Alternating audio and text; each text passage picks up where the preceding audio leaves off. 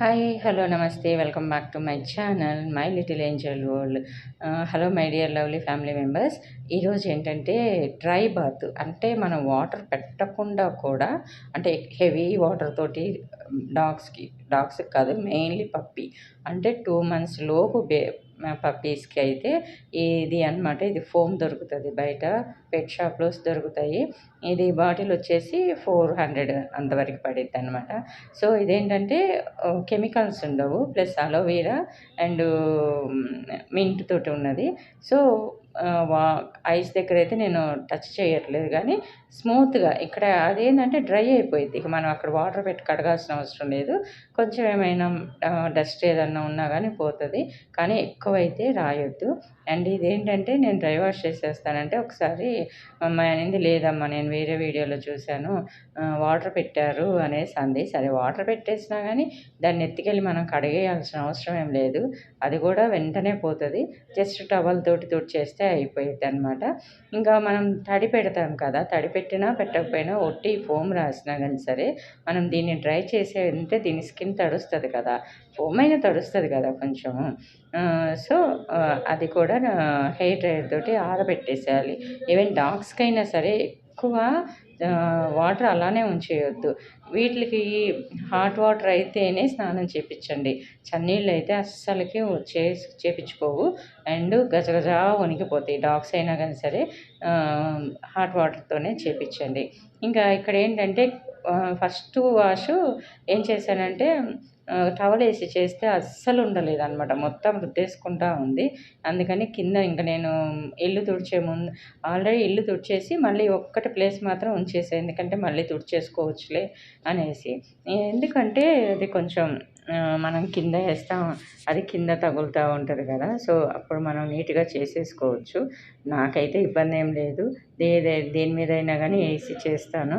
కాకపోతే ఏంటంటే మనం కొంచెం పేషెన్స్ అనేది అయితే ఎక్కువ ఉండాలి. పప్పీస్ని డాగ్స్ని పెంచుకునేటప్పుడైతే పేషెన్స్ ఉండాలి. అవి అయితే ఒక పట్టాన ఉండవు.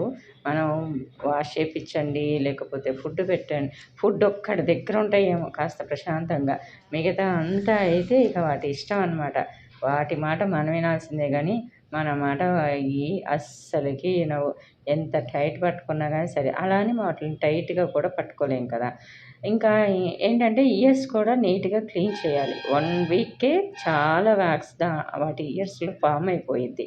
కాబట్టి ఇయర్స్ని కూడా దీంతో కాదు, నేను తర్వాత చూపిస్తాను, ఇయర్స్ని కూడా డెలికేట్గా క్లీన్ చేయాలి. వీక్లీ వన్స్ అయితే ఇయర్స్ క్లీన్ చేయాలి. కానీ ఏదైనా కానీ సరే చేతకాని వాళ్ళు ఏంటంటే ఫస్ట్ టైం పప్పీస్ని పెంచే వాళ్ళు అయితే మాత్రం ఒక 2-3 months పోయాక లేదా ఒకసారి హాస్పిటల్కి అట్లా తీసుకెళ్ళి డాక్టర్ గారి దగ్గర చూసి అప్పుడు ఇయర్స్ క్లీన్ చేయండి.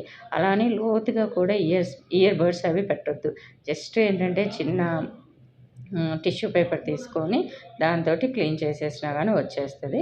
ఇంక ఇక్కడ ఏంటంటే కొంచెం వాటర్ పోస్తున్నాము, అంటే అలా పోసినా కానీ నురుగు వస్తుంది అండ్ క్లీన్ అయిపోతాయి అని. నాకు ఈ డాగ్ ఇచ్చిన అబ్బాయి అయితే 2 months వరకు, 2.5 months వరకు బాత్ వద్దక్క అన్నాడు. నాకేంటంటే ఆడుకుంటూ ఉంటాయి, ప్లస్ ఈ పిషాప్కి వెళ్ళినప్పుడు, పార్టీకి వెళ్ళినప్పుడు వాటిల్లోనే కాళ్ళు వేసి తొక్కుతాయి. ఒక్కొక్కసారి మనం చూసుకోలేదంటే ఎండిపోయాక వెళ్ళి అందులోనే పడుకుంటాయి. సో అది కాక తడి ఎక్కడుంటే అక్కడ పడుకుంటాయి. పిషాప్లోనే అని కాదు, అసలు మనం గబక్కన అక్కడ నీళ్ళు పోసేసామనుకోండి, బయట వాకిలి తుడుచుకుంటామా, అదైతే వాకిలి తుడిచి నెమ్మదిని వెళ్ళి బార్లా చాపుకొని పడుకునేది. ఇంకా అదంతా పుట్టకి డస్టీగా అయ్యిద్ది. అది కాక అలా ఉంచేసామనుకోండి వాటికి టిక్స్ అవన్నీ వచ్చేస్తూ ఉంటాయి. సో అవన్నీ రాకుండా ఉండడానికి అని చెప్పేసి మనం కొంచెం క్లీన్ చేసుకోవాలి. ఇలా అంటే స్వైప్ చేసేస్తే సరిపోయిద్ది.